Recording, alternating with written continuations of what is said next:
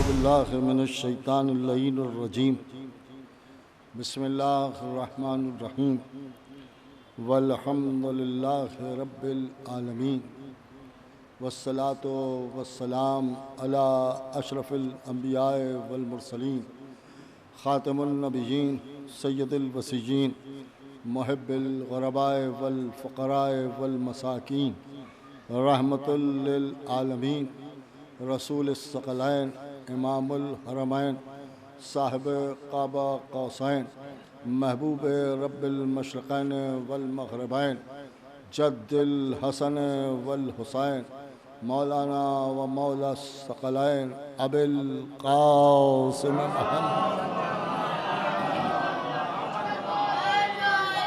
अहल बैत तय्यबीन ताहिरीन अल मासूमीन अल मज़लूमीन अल मुंतखबीन अल मुंतजबीन अल्लज़ीना अज़हबल्लाहु अन्हुमुर रिज्सा व तहहरहुम तत्हीरा। वलानतुल्लाहि अला आदाइहिम व क़तलतिहिम व मुनकर फ़ज़ाइलिहिम व मसाइबिहिम व तहारतिहिम व जलालतिहिम व शुजाअतिहिम व अज़मतिहिम व विलायतिहिम व अतशिहिम अजमईन मिन लना हाज़ा इला यौमिद्दीन। अम्मा बाद फ़क़द क़ालल्लाहु सुब्हानहु तबारक व तआला फ़ी किताबिहिल करीम वल फ़ुरक़ानिहिल हकीम वल क़ुरानिल करीम व क़ौलुहुल हक़। बिस्मिल्लाहिर्रहमानिर्रहीम। इन्ना हदैनाहुस सबीला इम्मा शाकिरम व इम्मा कफूरा। सलात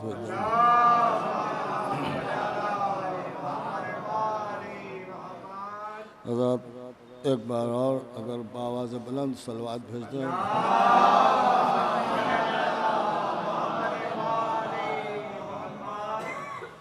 बहुत ही मुख्तसर सी कुरान मजीद की आयत करीमा कि जिसे अपना सरनामे सुखन करार दिया।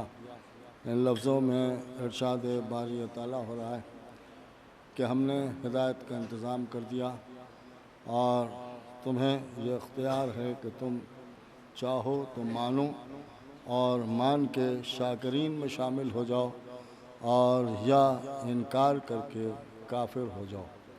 जाहिर सी बात है कि खुदावंद आलम इस बात की तरफ इशारा फरमा रहा है कि हिदायत का इंतज़ाम किया जा चुका है और अब इस मंजिल में तुम्हें कदम आगे बढ़ाने की ज़रूरत नहीं, इसलिए कि यह तुम्हारा हक़ नहीं है बल्कि इंतज़ाम हमने कर दिया। और जब हमने इंतज़ाम कर दिया तो उसी को मानने या न मानने का तुम्हें इख्तियार है। यानी हमारे पास जो इख्तियार है वो बस इतना है कि हम माने या ना माने। मानेंगे तो शाकिरीन में शुमार किए जाएंगे और अगर नहीं मानेंगे तो काफिरीन में शुमार किए जाएंगे। इससे एक बात यह साबित होती है कि अल्लाह के निज़ाम को मान लेने का नाम शुक्र है और न मानने का नाम कुफ्र है। अब यह गौर तलब है कि उसने इंतज़ाम किया तो क्या इंतज़ाम किया। अब वो कह रहा है कि मैंने हिदायत का इंतज़ाम किया। देखिए माशाल्लाह समझदार हजरात बैठे हुए हैं, लिहाजा मुझे बहुत ज़्यादा तफसील में नहीं जाना है, बस इशारतन मैं आपके सामने अर्ज़ कर दूँ कि हिदायत हमेशा हादी के ज़रिए से होती है, इसलिए कि जो हिदायत करता है उसे हादी कहा जाता है। अल्लाह कह रहा है मैंने इंतज़ाम कर दिया, तो इंतज़ाम करने का मतलब ही यह है कि मैंने हादी बना दिया। ये तवज्जो फरमाई आपने, मैंने हादी बना दिया, इसका मतलब ही यह है कि बनाने का इख्तियार तुम्हें नहीं है, मानने या न मानने का इख्तियार तुम्हें।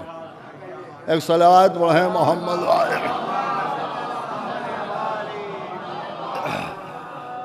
एक और सलावत भेज दें मोहम्मद वाले। ठीक है, तो अब जाहिर सी बात है कि हिदायत का हमने इंतज़ाम किया और हमने हादी बना दिया। जाहिर सी बात है जब हमने बना दिया तो अब हम बना चुके हैं, अब तुम्हें बनाने का कोई इख्तियार नहीं है। अब जो बनाने के लिए बैठ जाए तो इसका मतलब ही यह है कि वह अल्लाह के निज़ाम पर यकीन नहीं रखता है और उसके मुकाबले में आता है और खुली हुई बात है कि जो अल्लाह के मुकाबले में आ जाए वो सिवाय काफिर के कुछ नहीं हो सकता है। लिहाजा अल्लाह ने आवाज़ दी कि हमने बना दिया, अब जिसे हमने बना दिया उसे मान के तुम शाकिरीन में शामिल हो सकते हो और न मान के तुम काफिरीन में शामिल हो सकते हो। अब यहाँ के ऊपर गौर तलब यह है, देखिए बिल्कुल सामने की बात आपके सामने अर्ज़ कर दूँ कि यहाँ पर खुदावंद आलम ने शुक्र और कुफ्र का लफ्ज़ इस्तेमाल किया है, यानी इस आये करीमा में या शुक्र का लफ्ज़ है और या कुफ्र का लफ्ज़ है। शाकिर हो जाओ यानी या शुक्रिया अदा करो और शाकिरीन में शुमार किए जाओ, और या इनकार करके काफिर हो जाओ। कभी आपने गौर किया कि कुफ्र के मुकाबले में हमेशा ईमान की बात की जाती है, कुफ्र के मुकाबले में हमेशा ईमान की बात की जाती है, कुफ्र के मुकाबले में शुक्र की बात नहीं की जाती। क्यों का? इसलिए कि हर चीज़ की एक ज़िद होती है, और जब हर चीज़ की एक ज़िद होती है तो मिसाल दे दूं कि बच्चों की भी समझ में आ जाए कि जैसे दिन है तो दिन की ज़िद का नाम है रात, और रात की ज़िद का नाम है दिन। जाहिल की ज़िद का नाम है आलिम, आलिम की ज़िद का नाम है जाहिल। पूरी तवज्जो सुनिएगा, आलिम की ज़िद का नाम है जाहिल, और रोशनी की ज़िद का नाम है अंधेरा, और अंधेरे की ज़िद का नाम है रोशनी।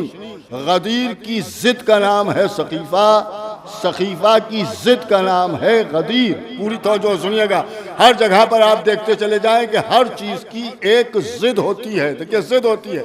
इसी तरह से ईमान की ज़िद का नाम है कुफ्र, और कुफ्र की ज़िद का नाम है ईमान। देखिए कुफ्र की ज़िद का नाम है ईमान। ला इलाहा इल्लल्लाह कहा तो अब जाहिर सी बात है कि जिसने ला इलाहा इल्लल्लाह कह दिया वो मोमिन कहलाएगा, जिसने इनकार कर दिया वो काफिर कहलाएगा। जिसने रसूलुल्लाह की रसालत का इकरार कर लिया वो मोमिन कहलाएगा, जिसने इनकार कर दिया वो काफिर कहलाएगा। देखिए वो काफिर कहलाएगा। कुरान की अज़मत का जो कायल हो गया वो मोमिन कहलाएगा, और जो इसने कुरान की अज़मत को नहीं माना वो काफिर कहलाएगा। देखिए काफिर कहलाएगा। तो हमेशा कुफ्र के मुकाबले में मोमिन आता है, मोमिन के मुकाबले में कुफ्र आता है। देखिए कुफ्र आता है, लेकिन यहाँ पर हमने देखा कि शुक्र के मुकाबले में कुफ्र का लफ्ज़ आया है और कुफ्र के मुकाबले में शुक्र का लफ्ज़ आया है। इसका मतलब क्या है कि क्या ज़िद भी बदल सकती है? क्या दिन की ज़िद रात के अलावा भी कुछ हो सकती है, या रात की ज़िद दिन के अलावा भी कुछ हो सकता है? उनका साहब ऐसा कुछ नहीं हो सकता, ज़िद तब्दील नहीं होती। लेकिन एक बात मैं आपके सामने अर्ज़ कर दूं कि ज़िद भी बदलती है। देखिए ज़िद भी बदलती है, हालात की बुनियाद पर ज़िद को तय किया जाता है।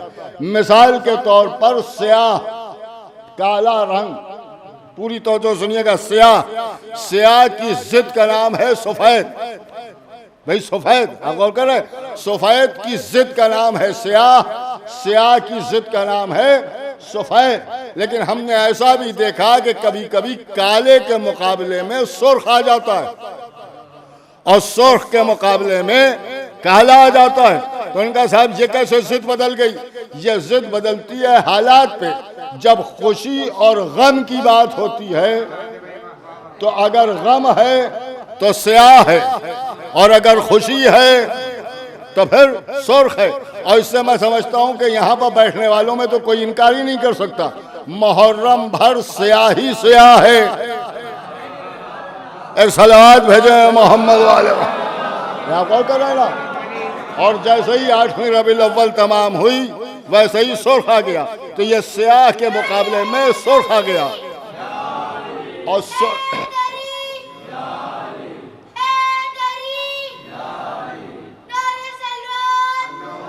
तो अब आप गौर फरमाएं कि स्याह के मुकाबले में सुर्ख और सुर्ख के मुकाबले में स्याह।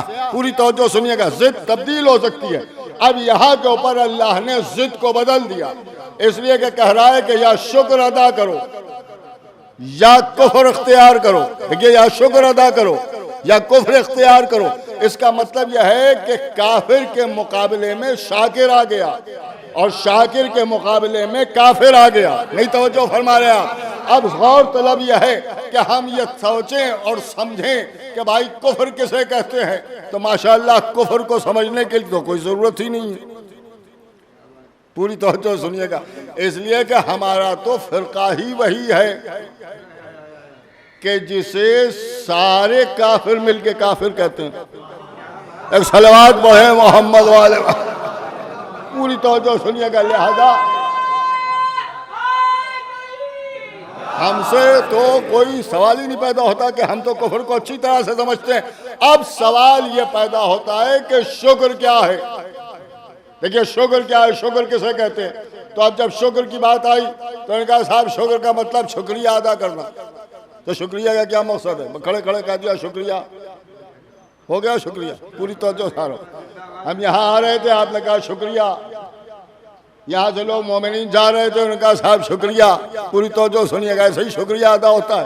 भाई शुक्रिया के भी कुछ मामलात हैं, गौर तलब है। तो उन्होंने कहा साहब शुक्रिया अदा होता है। काहे पर शुक्रिया अदा होता है? का एहसान के मुकाबले में शुक्रिया।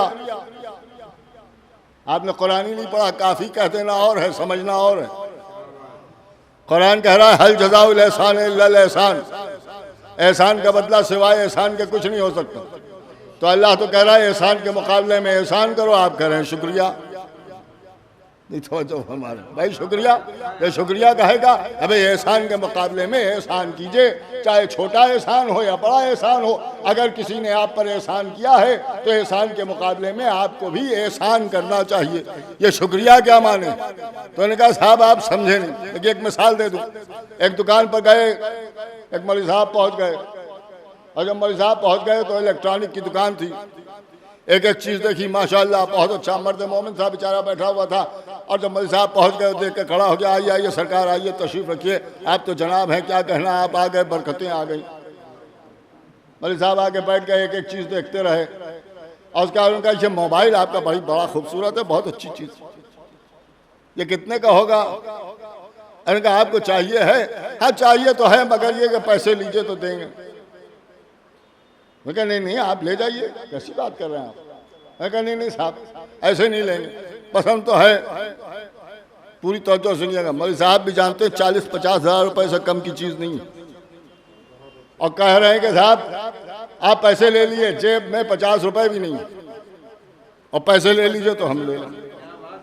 पूरी तवज्जो सुनिए, वो मर्द मोमिन बेचारा सीधा साधा शरीफ आदमी, और उसने कहा मौलवी साहब आप ले जाइए, आप कैसी बात कर रहे हैं? अरे आप ले जाइए, आप माशाल्लाह मजलिस में पढ़ते हैं, जिक्र अहले बैत करते हैं, नमाज पढ़ाते हैं, आपके लिए क्या परेशानी? आप ले जाइए, आप ही की दुकान है। नहीं नहीं ऐसे नहीं, आप कुछ तो ले लीजिए। देखिए कुछ तो ले लीजिए। अब जो कहा कुछ तो ले लिए तो हंसा, हंस के उसने कहा अच्छा तबरुकन 10 रुपए दे दिए। खुशी खुशी जेब से 10 रुपए निकाले दे दिए। उसने लेके गले में डाल दिए और कहा ये तबरुकन है, समझ लीजिए, बस बरकत के लिए आपसे ले लिया, आप ले जाइए। पूरी तवज्जो सुनिए, 10 रुपए दे दिए, मोबाइल ले लिया। अब जब चलने लगे तो कहने लगे शुक्रिया। पूरी तवज्जो सुनिए, शुक्रिया। अब जो उन्होंने कहा शुक्रिया, तो मैंने कहा मौलवी साहब आपने यहाँ शुक्रिया कहा और वहाँ आपने तरकारी खरीदी थी, शुक्रिया नहीं कहा। कहने लगे आप समझे ही नहीं, वहाँ पूरी कीमत दी थी। नहीं तवज्जो फरमा रहे हैं आप। यहाँ शुक्रिया इसलिए कहा कि हमें मालूम है कि जितने में उसने हमें ये दिया है ये उतने की चीज नहीं है। तो अब मालूम हुआ कि जब कम कीमत अदा की जाती है, नहीं तवज्जो फरमा रहे हैं, जब कम कीमत अदा की जाती है तब कहा जाता है शुक्रिया। तो अगर कहीं कीमत में शुक्रिया अदा किया जा रहा है, हाय हाय नहीं पहुंचे आप हज़रात, अगर शुक्रिया अदा किया जा रहा है तो शुक्रिया अदा करना इस बात की दलील है कि कम कीमत में चीज देने पर शख्स राजी हो गया। नहीं तवज्जो फरमाई आपने। अब हमने यही समझा कि जब कीमत कम दी जाती है तब कहा जाता है शुक्रिया, जब कीमत कम दी जाती है तब कहा जाता है शुक्रिया। आले मोहम्मद के घर से जन्नत में रोटियां गईं, अल्लाह ने कीमत में जन्नत और हरीर जन्नत लिख दिए। आले मोहम्मद ने कहा कबूल। और जब कहा कबूल तो अल्लाह ने अपनी जन्नत और हरीर जन्नत को देखा, एक तरफ फातिमा के हाथ की पकाई हुई रोटियों को देखा, कम कीमत नजर आई, लिहाजा उसने आवाज दी कि अल्लाह तुम्हारा शुक्रिया अदा कर रहा है। एक सलावत भेज दे मोहम्मद वाले।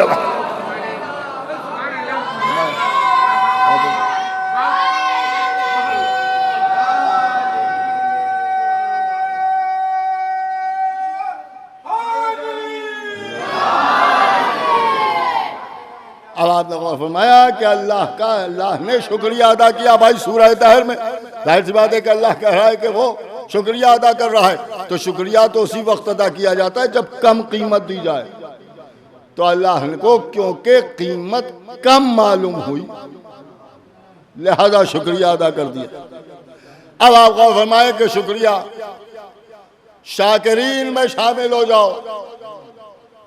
मैंने पूछा कि भाई ये शुक्र है क्या?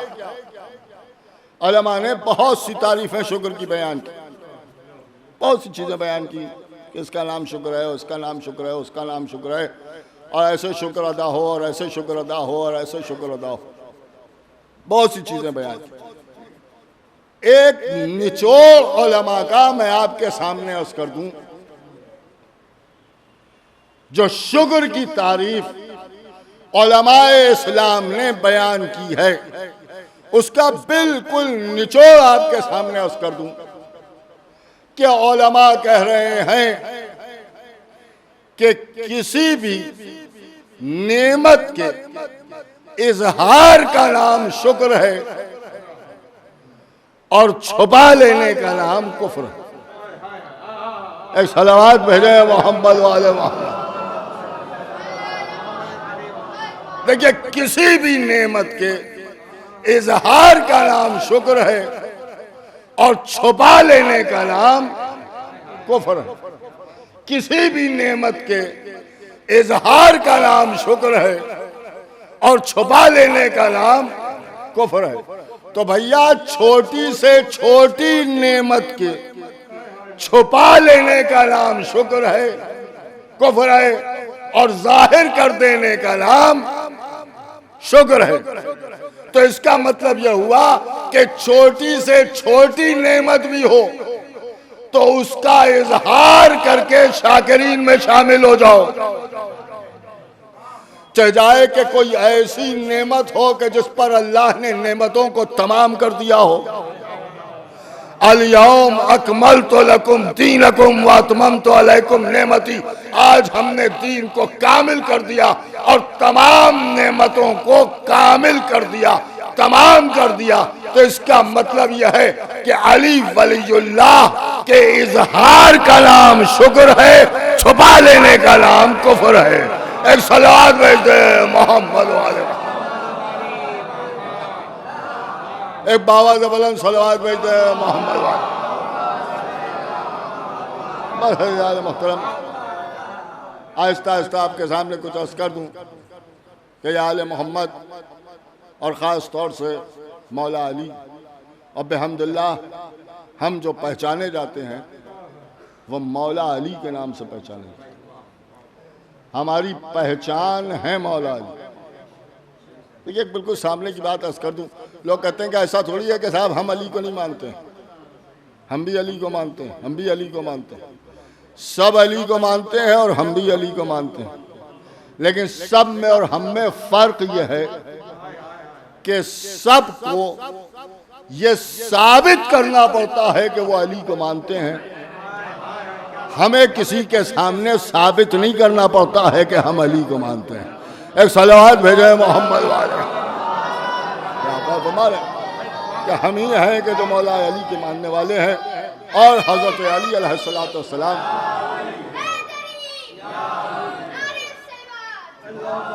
खुली हुई बात है कि अली ही हमारी पहचान है। और हमारी क्या पहचान है, बल्कि आप यूँ समझें कि मौला अली ही से हम जिंदा हैं और वही हमारी ज़िंदगी है, वही हमारी हयात है।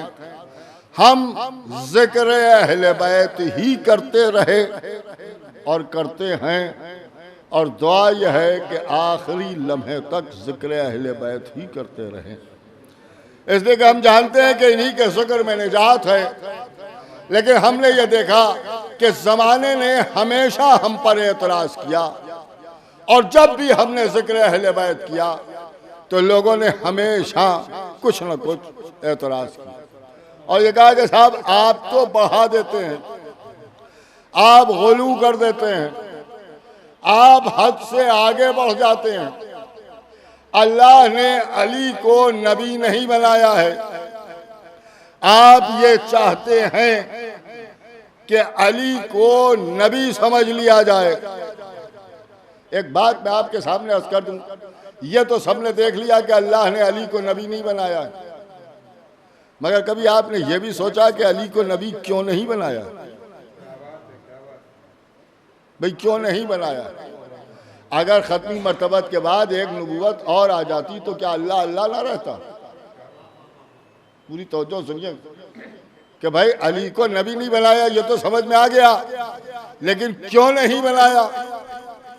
खुदा की कसम अगर ये बयान हो जाए कि क्यों नहीं बनाया तो और कलेजे फट जाएं। इसलिए कि जब ना बयान करने पर यह मुसीबत है, तो अगर कुछ बयान हो गया तो क्या होगा? आप बताएं कि आदम को क्यों नबी बनाया? का इल्म था। नूह को क्यों नबी बनाया? का तकवा था। इब्राहिम को क्यों नबी बनाया? खुल्लत थी। मूसा को क्यों नबी बनाया? हैबत थी। ईसा को क्यों नबी बनाया? ज़ुहद था। तो भैया जहां एक एक सिफत थी वहां तो नबी भी है, रसूल भी है, पैगंबर भी है, शरीयत भी है, किताबें भी हैं। और जहां नबी इरशाद फरमाए कि आदम को उनके इल्म में, नूह को उनके तकवे में, इब्राहिम को उनकी खुल्लत में, मूसा को उनकी हैबत में, ईसा को उनके ज़ुहद में, देखना हो तो अली में देखो। तो जहां सारे अंबिया अपने सारे सिफात के साथ जमा हो जाएं, उसे न नबी बनाया जा रहा है, उसे न रसूल बनाया जा रहा है, उसे न पैगंबर बनाया जा रहा है, उस पर न शरीयत है, उस पर न किताबें हैं। पूरी तवज्जो सुनिएगा, न उस पर किताबें हैं। हालांकि हमारे उलमा ने साबित किया है कि सहीफे मौलाए कायनात पर भी नाज़िल हुई। ये सब अपनी जगह है, लेकिन जो आम तौर से बात बयान होती है वही मैं आपके सामने अर्ज कर रहा हूँ कि अली के ऊपर न शरीयत न किताबें, कुछ नहीं। जैसा लोग कह रहे हैं कुछ नहीं, लेकिन ऐसा क्यों?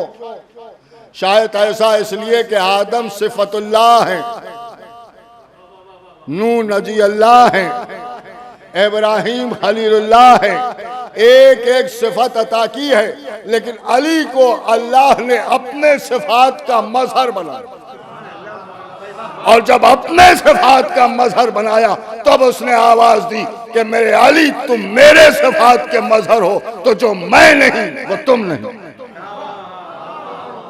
मैं भी नबी नहीं तुम भी नबी नहीं, मैं भी रसूल नहीं तुम भी रसूल नहीं, मैं भी पैगंबर नहीं तुम भी पैगंबर नहीं, लेकिन मेरे हर काम में तुम शरीक। सूरज को खल्क मैं करूंगा, इशारे से तुम पलटाओगे।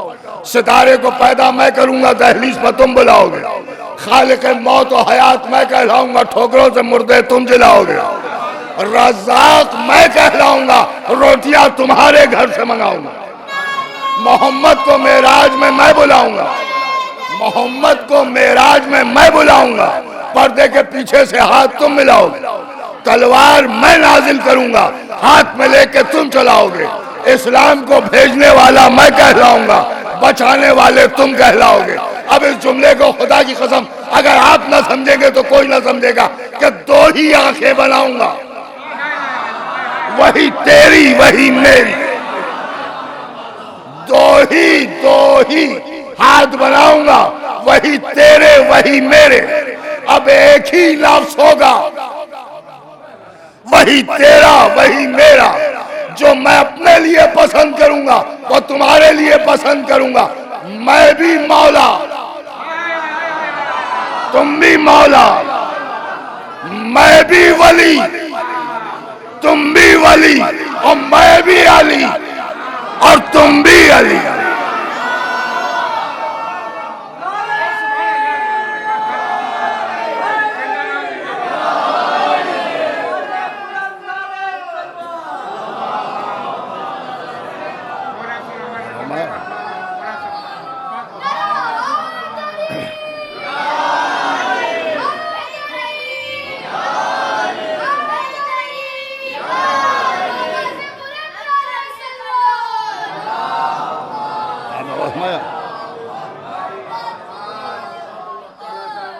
तो जो मैं अपने लिए पसंद करूंगा वही तुम्हारे लिए पसंद करूंगा।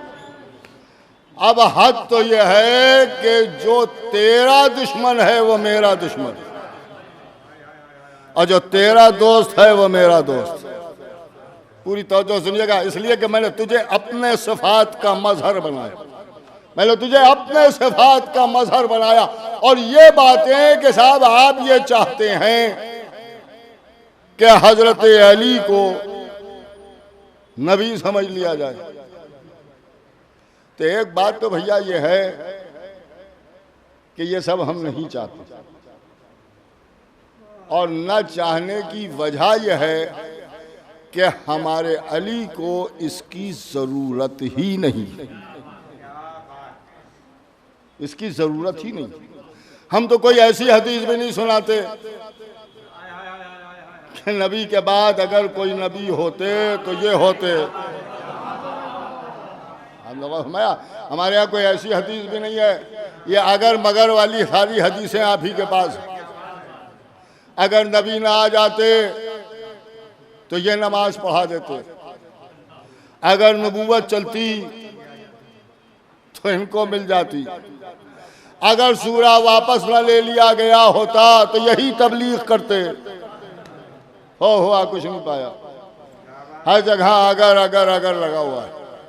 आले मोहम्मद के सिलसिले में सिर्फ 2 अगर वाली बातें हैं और बाकी सब कन्फर्म। जन्नत के जवानों के सरदार अगर कोई होते ये नहीं कहते,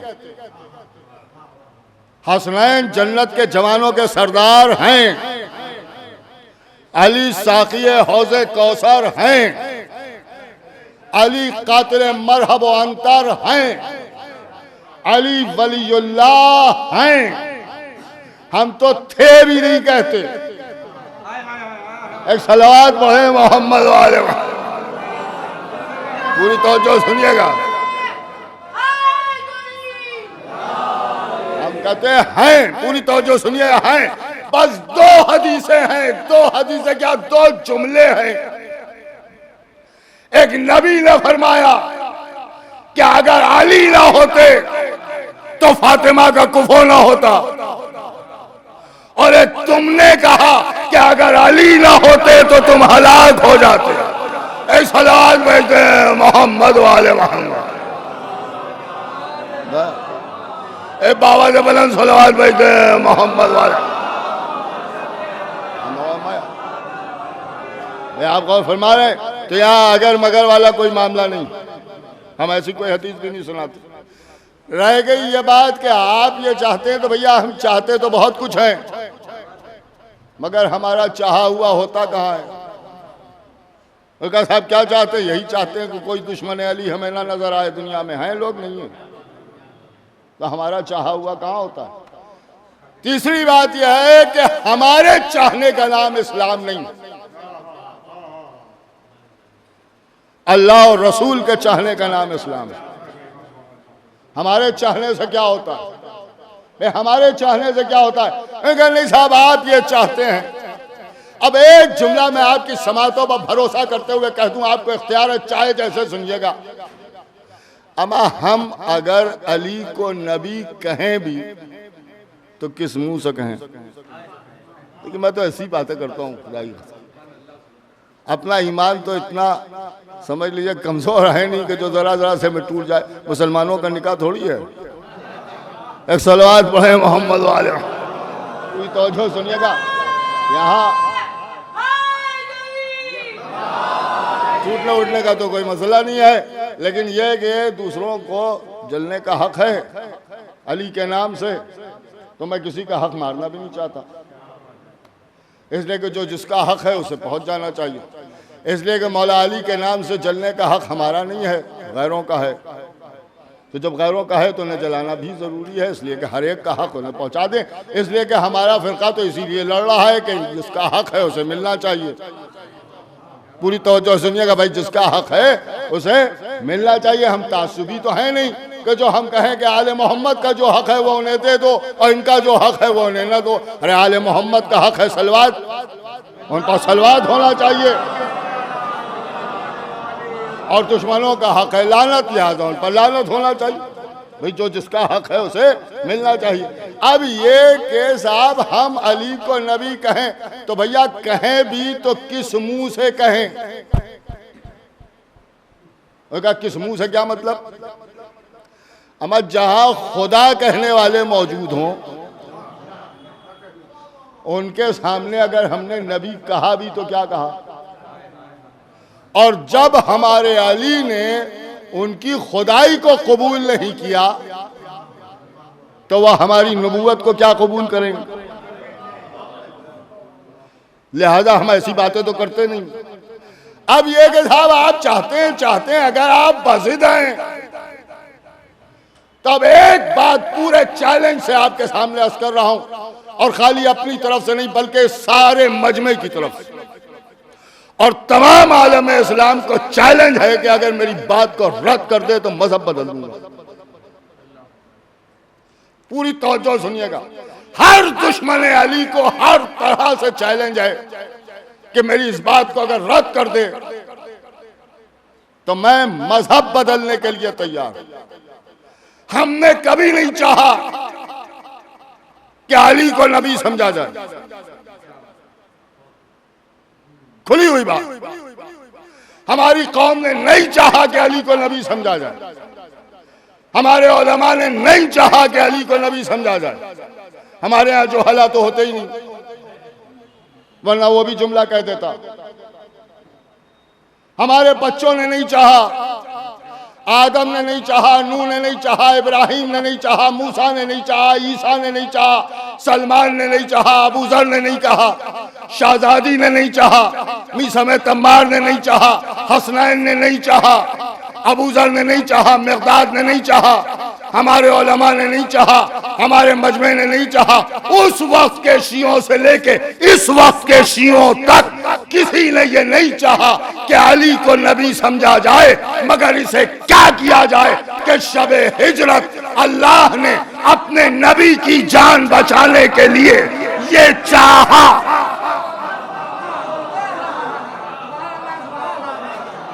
ये चाहा कि एक रात ही सही, अरे नहीं तवज्जो फरमाई आप, एक रात ही सही अली को नबी समझा जाए। अरे अल्लाह की मर्जी कहा थी, हम क्या बातें कर रहे हो? इसी बात पर तो मर्जियां मिल गई। एक सलावत भेजे मोहम्मद वाले वाले।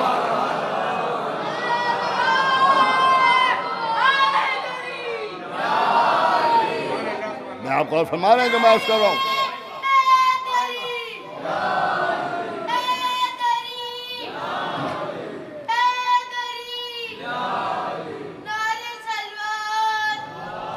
अब आप गौर फरमाएं कि एक रात, हिस्टोरिकल फैक्ट, एक रात आलम इस्लाम में ऐसी गुजरी कि जिसमें अली को नबी समझा गया। अब यहाँ पे तड़प तड़प के मुसलमान कहते हैं अरे नहीं ऐसा नहीं है, वो तो नबी की जान जाने का खतरा था। हम अब बीजेपी की हुकूमत में रहते हो, खतरे के मामलात नहीं समझते।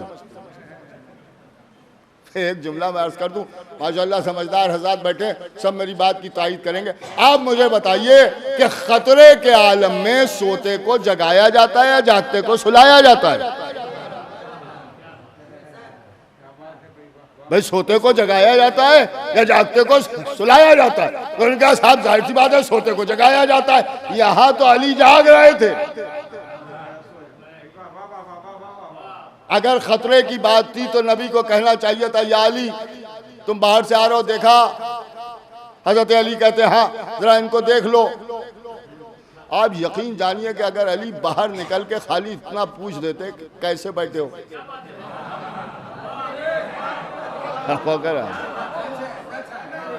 किसी में इतनी हिम्मत भी ना होती कि वो बताता कि वो कैसे बैठा है। ये नहीं कहा अच्छे खासे अपने घर में थे, मेरे घर में आ जाओ। अगर बाहर रह के लोग नबी ना समझे तो मेरे घर में आ जाओ, और खाली घर में आने पर भी ना समझें तो मेरे बिस्तर पर लेट जाओ, और खाली लेटने पर भी ना समझें तो चादर ओढ़ लो, और चादर ओढ़ने पर भी ना समझें तो फिर ऐसे सो जाओ जैसे मैं सोता हूं। और तारीख का जुमला सुनेंगे, ऐसे सो जाओ जैसे मैं सोता हूं, ऐसे सो जाओ कि तुम्हें देखने वाला तुम्हें देखे तो मुझे समझे। एक रात ऐसी है कि जब अली को नबी समझा गया, और समझने वाले ही तो थे जो बाद में कलमा पढ़ पढ़ के मुसलमान हुए। नहीं तवज्जो फरमा रहे हैं। हम तो उस वक्त भी कह रहे थे अली हैं, यही कह रहे थे नबी हैं। इल्जाम हम पर है कि आप पढ़ा देते हैं। हम आप शबे हिजरत देखिए कि आप पढ़ा रहे थे या हम पढ़ा रहे हैं। एक सलावत पढ़े मोहम्मद वाले मतलब है यही सब तो थे, यही सब तो थे। रात भर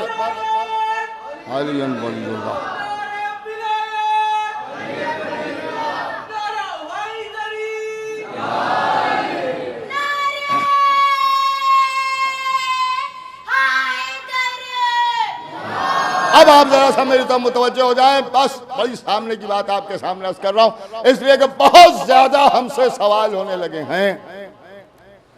तो ये हिंदुस्तान है, यहां जितना सवाल आपको करने का हक है उतना ही मुझे भी। 1000 सवाल आप करते हैं, एक सवाल मेरा है। ठंडे दिल से कलेजे पर हाथ रख के हमें ये बताइए कि इस्लाम में एक रात ऐसी है कि जब अली को नबी समझा गया या नहीं है? कहा है तो जब है तो अब उसका रिजल्ट हमें बताइए कि अली को नबी समझने से इस्लाम को फायदा पहुंचा या नुकसान पहुंचा। एक सलावत भेजे मोहम्मद वाले, एक बाबा से बुलंद सलावत भेजते हैं मोहम्मद वाले। तो अब अली को नबी समझा गया, का धोखा हो गया। क्या कहना मेरे मौला तुम्हारा कि तुम पर अगर धोखा भी होता है तो कभी नबी होने का कभी खुदा होने का। या धोखा हो गया, कहा धोखा हो गया, किसको धोखा हो गया? दुनिया को। अब एक रिवायत मैं आपके सामने और अर्ज कर दूं। रसूलुल्लाह तो चले गए घर से, रसूलुल्लाह चले गए, अली बिस्तर पर थे, सब समझ रहे थे नबी हैं। पढ़िए अपनी किताबें। रसूलुल्लाह को यह शक हुआ कि कोई काफिर आ रहा है। आपने गौर ही नहीं किया, नबी को शक नहीं होता है, यकीन होता है। नबी को शक नहीं होता है, यकीन होता है। और कहा साहब नबी को यह शक हुआ कि कोई काफिर आ रहा है। पूरी तवज्जो सुनिएगा। वहां उम्मतियों को शक हुआ कि नबी सो रहा है, या नबी को शक हुआ कि काफिर आ रहा है। तो अब एक बात कह दूं तो गलत ना होगी, अली उसे कहते हैं जिस पर शक भी हो तो या नबी नजर आए या खुदा नजर आए, और तुम वो हो जिस पर नबी को भी शक हुआ तो काफिरी होने का हुआ। एक सलात भेजते हैं मोहम्मद वाले।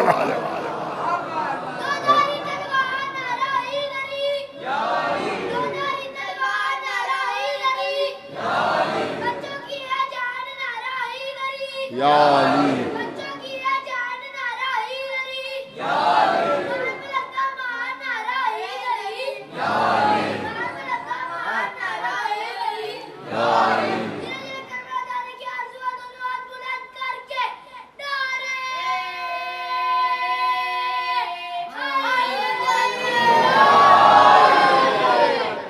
बस यार मोहतरम, आप गौर फरमाएं कि मौला कायनात हमारी जान निसार, हमारा तो मामला ही यही है कि अली की वजह से हम हैं।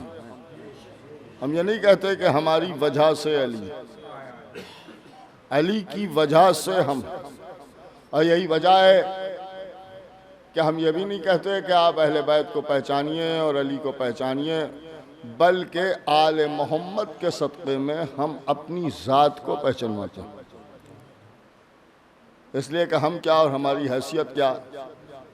सबसे पहली बात तो यही है कि पहचाने, पूरी तवज्जो सुनिएगा, पहचाने। अब अगर आप आमादा हैं तो एक बात बस और अर्ज़ कर दूं आपके सामने, वक्त बहुत ज़्यादा हो गया है और मजलिस तमाम कर दूं। पहचानने का मामला बड़ा अजीब व गरीब है। लोग ये समझते हैं कि हमने अहले बैत को पहचान लिया और अली को पहचान लिया और उसके बाद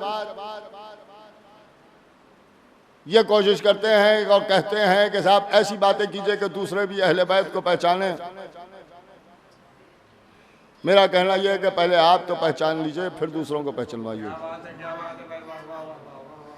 इसलिए कि अली के मामले में नबी ने इरशाद फरमाया, जो मुत्तफक बैनुल फरीक़ैन हदीस है। मुत्तफक बैनुल फरीक़ैन का मतलब यह है कि मुसलमानों के दोनों बड़े फ़िरक़ों में यह हदीस मौजूद है कि नबी ने इरशाद फरमाया कि या अली, तुमको या मैंने पहचाना या अल्लाह ने पहचाना। तुमको या मैंने पहचाना या अल्लाह ने पहचाना। बाज़ी जगहों पर इतनी जुमला है और बाज़ी जगहों पर यह भी है कि और मुझको या तुमने पहचाना या अल्लाह ने पहचाना। और बाज़ी जगहों पर यह भी है कि अल्लाह को या मैंने पहचाना या आपने पहचाना। और नबी फरमाते हैं कि और मुझे अल्लाह ने पहचाना और या आपने पहचाना। और उसके बाद फरमाते हैं कि या अली, तुमको या अल्लाह ने पहचाना या मैंने पहचाना। अब मुसलमानों का एक नज़रिया, तो देखिए उन्हीं की बात से उन्हीं की बात करता हूँ। अली छोटे हैं, नबी बड़े हैं, अल्लाह तो उनसे भी बड़ा है। नबी तो फरमा रहे हैं अना वालियुन मिन नूरिन वाहिद। ये बड़े छोटे की बात कर रहे हैं। चलिए बड़े हैं, नबी बड़े हैं, अली छोटे हैं, इसलिए कि हमें इस पर चढ़ने की कोई ज़रूरत नहीं है। नबी भी हमारे हैं, अली भी हमारे हैं। पूरी तवज्जो सुनिएगा, नबी भी हमारे हैं और अली भी हमारे हैं, हमें उस पर चढ़ने की कोई ज़रूरत नहीं।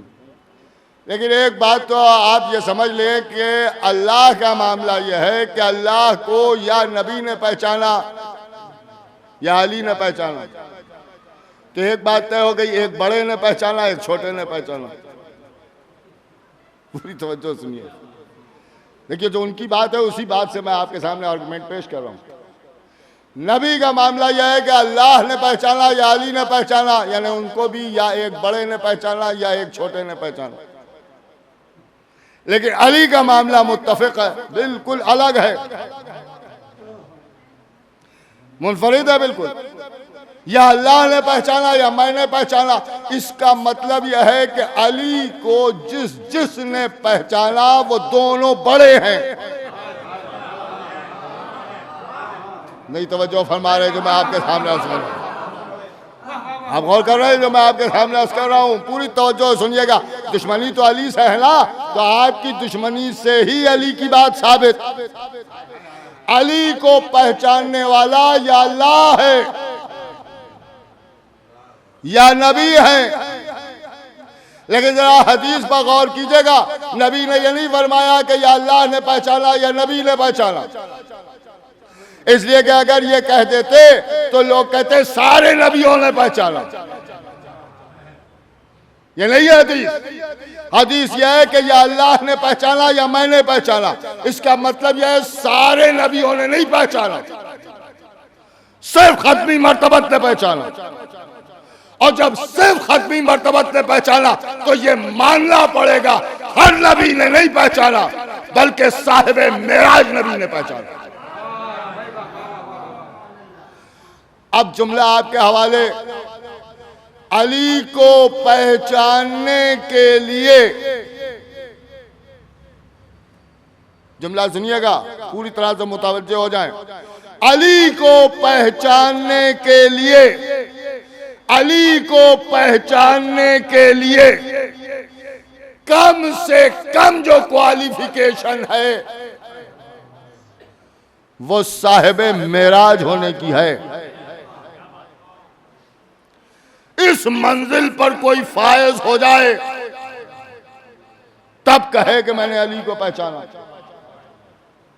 भाई तब कहे कि मैंने अली को पहचाना। नबी फरमा रहे मैंने पहचाना या अल्लाह ने पहचाना। तो अब एक बात तो समझ में आ गई ना कि अली को पहचानने के लिए कम से कम साहिबे मेराज होना चाहिए, और साहिबे मेराज सिवाय खत्मी मर्तबत के कोई है नहीं। और मेराज की रात भी अजीब व गरीब है। अल्लाह ने अपने नबी को बुलाया। देखिए बात मैं कुछ नहीं कहूंगा, अगर आप मेरे साथ साथ चलेंगे तो आप समझ लेंगे। हद अदब है, लिहाजा मैं कुछ कहूंगा नहीं। मैं अपनी लफ्जों का जिम्मेदार हूं, समझना आपका काम है, मुझ पर कोई तोहमत ना रखिएगा। अल्लाह ने बुलाया, नबी पहुंचे, नबी पहुंचे। मुसलमानों ने कहा बुराक आया और रफरफ आया, जब कुछ भी आया। गए नबी, कहा गए नबी, अल्लाह और नबी में गुफ्तगू हुई। कहां गुफ्तगू हुई? अल्लाह अपने नबी से महवे गुफ्तगू है। नहीं, आप हज़रात मेरे साथ नहीं चल रहे हैं। देखिए मैं कह नहीं पाऊंगा जो मैं समझ रहा हूं, आप जो समझ रहे हैं वो भी आप भी नहीं कह पाइएगा। पूरी तवज्जो सुनिएगा, बड़ी नाजुक सी बात है लेकिन है हकीकत। देखिए है हकीकत। यही वजह है कि नबी ने इरशाद फरमाया कि या अली, अगर उम्मत की गुमराही का डर न होता तो तुम्हारे कुछ फजाइल बयान करता, यानी सब तब भी ना बयान करता, कुछ बयान करता। तो इसका मतलब यह जो बयान होता है वो तो नबी की नजर में कुछ भी नहीं है। तो जब कुछ न बयान करने पर लोग खुदा कहने लगे, तो अगर कुछ बयान हो जाता, भाई अगर कुछ बयान हो जाता, एक अल्लाह है, एक नबी है, कोई इनकार नहीं कर सकता। एक अल्लाह, एक नबी। नबी ने फरमाया या तूने पहचाना या मैंने पहचाना, या अल्लाह ने पहचाना या मैंने पहचाना। एक पहचानने वाला दूसरे पहचानने वाले से गुफ्तगू कर रहा है। दोनों अली को पहचानने वाले हैं, अल्लाह भी पहचानने वाला, नबी भी पहचानने वाले। एक जुमला मैं आपकी समातों की नजर कर दूं, एक पहचानने वाला है अल्लाह, एक पहचानने वाले हैं नबी। मेराज की रात दोनों बातें कर रहे हैं। गुफ्तगू हुई तो अली के लहजे में हुई, नहीं तो जो फरमा रहे हैं अली के लहजे में हुई। अल्लाह भी पहचानने वाला, नबी भी पहचानने वाले। लेकिन इस रिवायत के जुमले अजीब व गरीब हैं। गैरों ने भी लिखा कि एक पहचानने वाले ने दूसरे पहचानने वाले से पूछा, तू बोल रहा है या अली बोल रहा है? इस हालात भेजते मोहम्मद वाले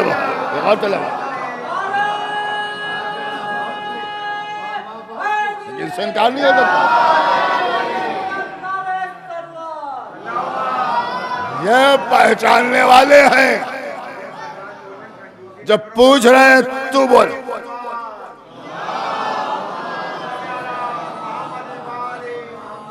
देखिए इनकी आवाज, जो आपके बुजुर्ग हैं, इनकी आवाज ये थी जो दब गई।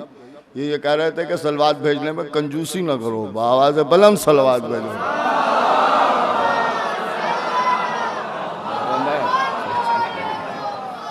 तो मैं आपके सामने याद कर रहा था कि तू बोल रहा है, अली बोल रहा है, यहीं तक सुना है आपने।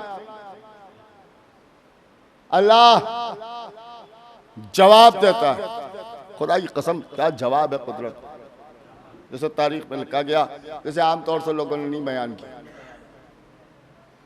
निदाए कुदरत आई, मेरे हबीब, मेरे रसूल, मेरे पैगंबर, मेरे नबी में मैंने अली के लहजे को इसलिए इख्तियार किया कि मेरा कोई सानी नहीं, कोई शय मेरी मिसल नहीं। भाई यहीं से बुरे अजब जवाब है। तू बोल रहा है, अली बोल रहा है, मैंने अली के लहजे को इसलिए इख्तियार किया कि कोई शय मेरी मिसल नहीं और मेरा कोई सानी नहीं। इस जुमले से यह बात साबित हो जाती है कि जो अली के लहजे में बात करे फिर उसका कोई सानी नहीं हो, फिर उसका जैसा कोई नहीं। अर्श पर अल्लाह ने इस लहजे को अपनाया, फर्श पर ज़ैनब ने इस लहजे को अपनाया। सानिए ज़हरा तो ज़ाते हज़रत ज़ैनब बनी। जनाब हासिल लखनवी क्या खूबसूरत दो मिसरे कह गए कि सानिए ज़हरा तो ज़ाते हज़रत ज़ैनब बनी, हज़रत ज़ैनब का सानी दूसरा कोई नहीं। बेशक कोई दूसरी कायनात में ज़ैनब नहीं पैदा हो सकती। यह हुसैन की ख़ाहर अपने आप में अपनी मिसाल है। करबला में रोज़े आशूरा दिन भर बैठ के लाशों पर गिरिया करना और फिर असर आशूरा के बाद बेवाओं और यतीमों को संभालना, शाम गरीबा में लाशें उठाना, सैयद सज्जाद की हिफाजत करना, सवाए शाहजादी ज़ैनब के कोई दूसरा नाम नज़र नहीं आता। आज़ीज़ों, आपकी आवाज़ें बुलंद हो गईं। खुदावंद आलम आपको किसी गम में न रुलाए, सवाए गमे सरकार सैयद शुहदा के। एक दोपहर में भरा घर लुट गया।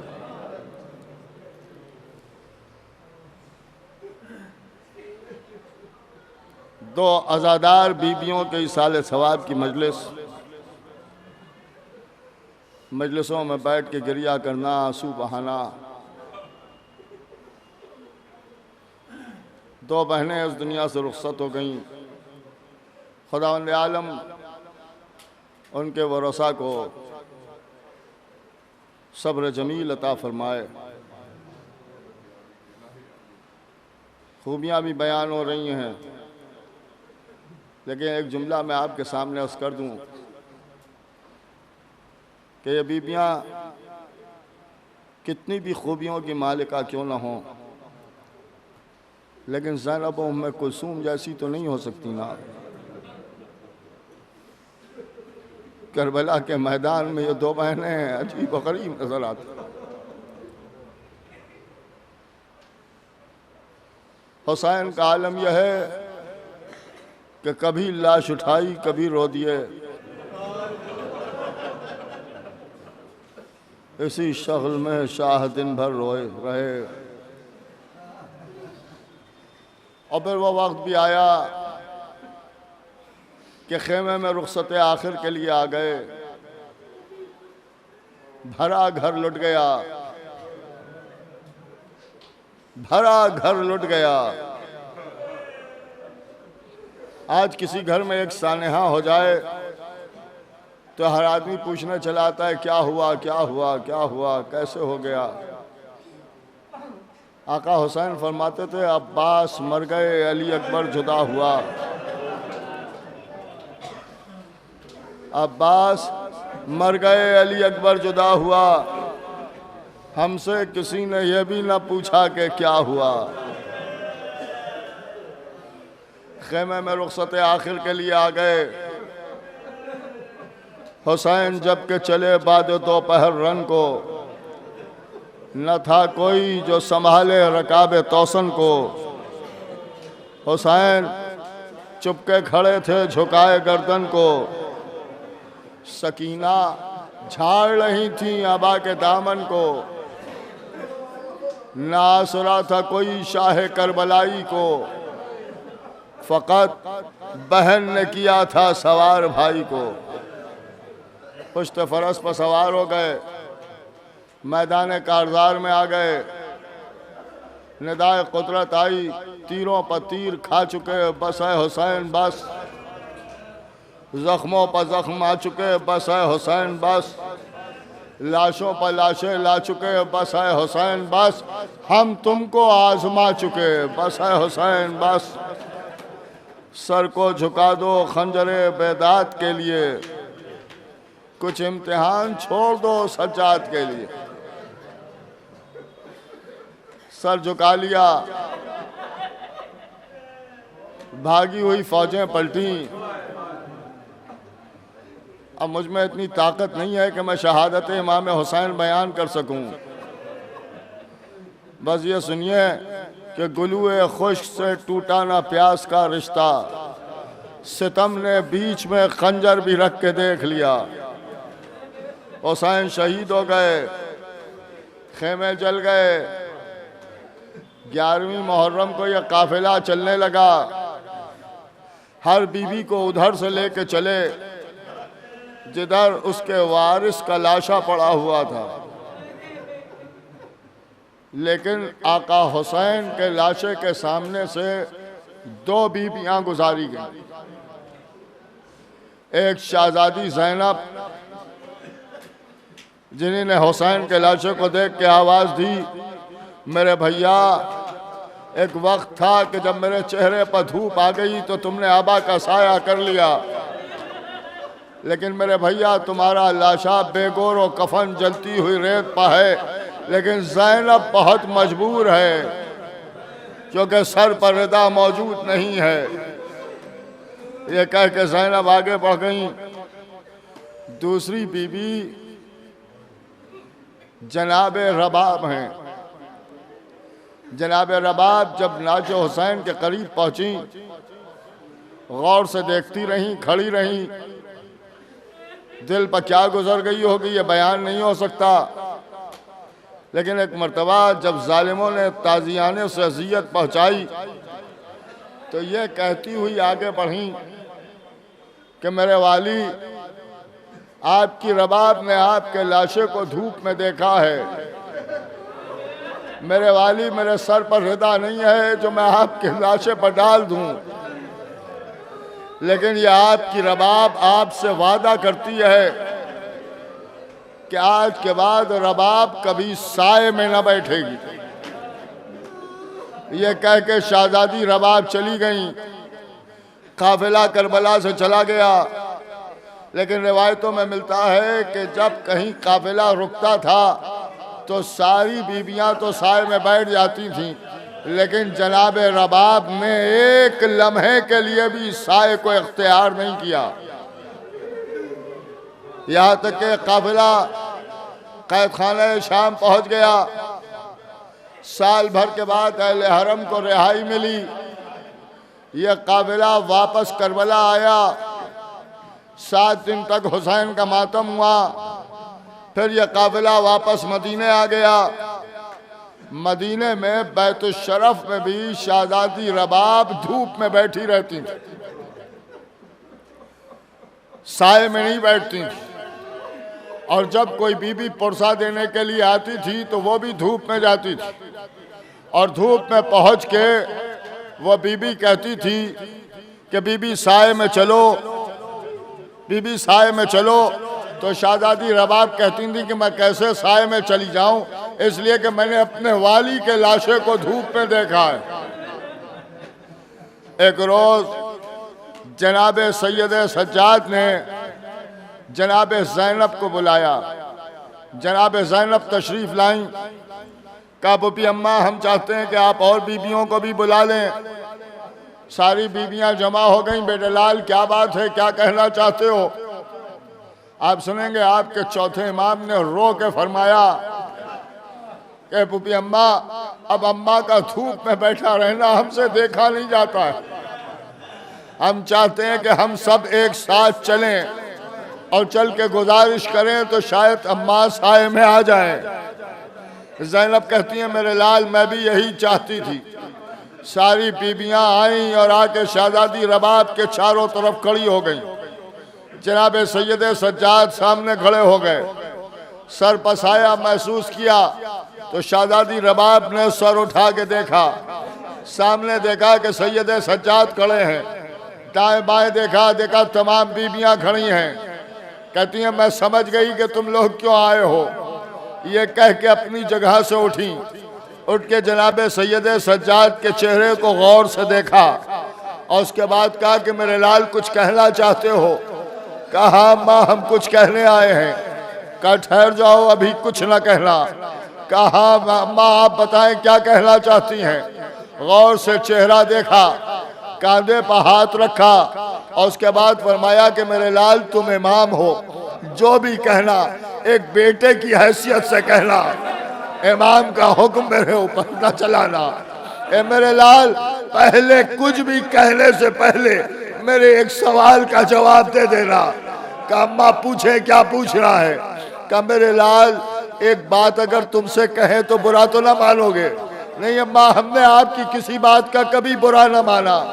मेरे लाल, मैं देखती हूँ कि जब से तुम करबला से आए हो तुम रोते हो, तुम्हारी आंखों से खून जारी हो जाता है। मेरे लाल, ये खून बहाना छोड़ दो। इमाम ने तड़प के फरमाया, ए अम्मा, वो बेटा आंखों से खून न बहाएगा तो क्या करेगा जिसने बाप के लाशे को बेगौरो कफन जलती हुई रेत पर देखा। मेरे लाल, मैं रबाब से भी कुछ ना कहना। मैं साए में कैसे चली जाऊं? मैंने अपने वाली के लाशे को धूप में देखा है। माँ बेटे गले लग के रोते रहे और रोते रोते रबाब खामोश हो गई। शहजादी ज़ैनब और जनाब सैयद सज्जाद ने मिलके रबाब को आहिस्ता से फर्श खाक पर लिटा दिया। बीबी फर्श खाक पर लेट गई। आवाज दी, ज़ैनब ने पुकारा, उम्मे कुलसूम ने पुकारा, कोई जवाब ना आया। ज़ैनब ने तड़प के कहा, मेरे लाल देखो तुम्हारी माँ को क्या हो गया। इमाम आहिस्ता आहिस्ता आगे बढ़े, पहलू में आके बैठे। जनाब रबाब के चेहरे को देखा, ज़ैनब के चेहरे को देखा, हाथ बढ़ाया, नफ्स पर हाथ रखा, फरमाया इन्ना लिल्लाह व इन्ना इलैहि राजिऊन। ए पुपी अम्मा, अम्मा हमें छोड़कर चली गई।